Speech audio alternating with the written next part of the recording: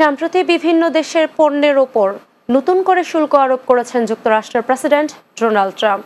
এই তালিকায় রয়েছে বাংলাদেশের নামও।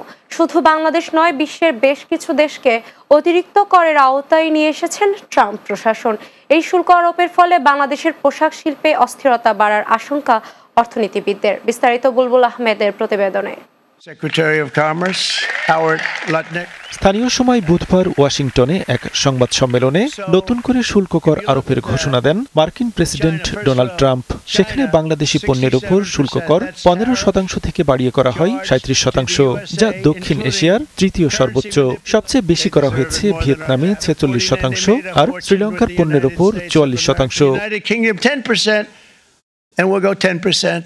ভারতীয় পণ্যে 26%, পাকিস্তানের উপর 29%, চীনের উপর 34%, ইউরোপীয় ইউনিয়নের উপর 20%, তাইওয়ান 32%, মালয়েশিয়া 24%, যুক্তরাজ্যের পণ্যের উপর 10% এবং মার্কিন মিত্র ইসরায়েলি পণ্যে 17% শুল্ক কর আরোপ করেন মার্কিন প্রেসিডেন্ট। এভাবে বাংলাদেশি পণ্যের উপর শুল্ক কর আরোপকে নেতিবাচক হিসেবেই দেখছেন অর্থনীতিবিদরা। তাদের মতে, বাড়তি করের ফলে বাংলাদেশি পোশাক খাতের অস্থিরতা বাড়বে। নতুন এই শুল্ক যদিও প্রায় সব ধরনের দেশের উপরই কাছাকাছি পড়েছে বাংলাদেশের এশিয়ার দেশগুলোর মধ্যে, কিন্তু নেতিবাচক প্রভাবটি সম্ভবত বাংলাদেশের উপরে বেশি মাত্রায় পড়বে, এইটি এখানে আশঙ্কা করা যায়। তবে বাজার ধরে রাখতে পোশাক রপ্তানিকারক প্রতিষ্ঠান ও আমদানিকারকদের নিজেদের লভ্যাংশ কমিয়ে রাখার পরামর্শ দেন এই অর্থনীতিবিদ।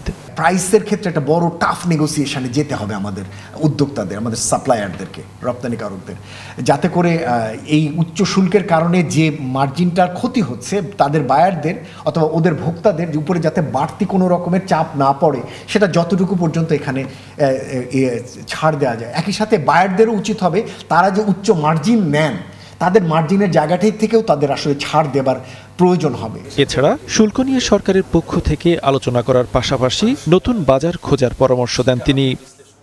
বুলবুল আহমেদ, বাংলা টিভি, ঢাকা।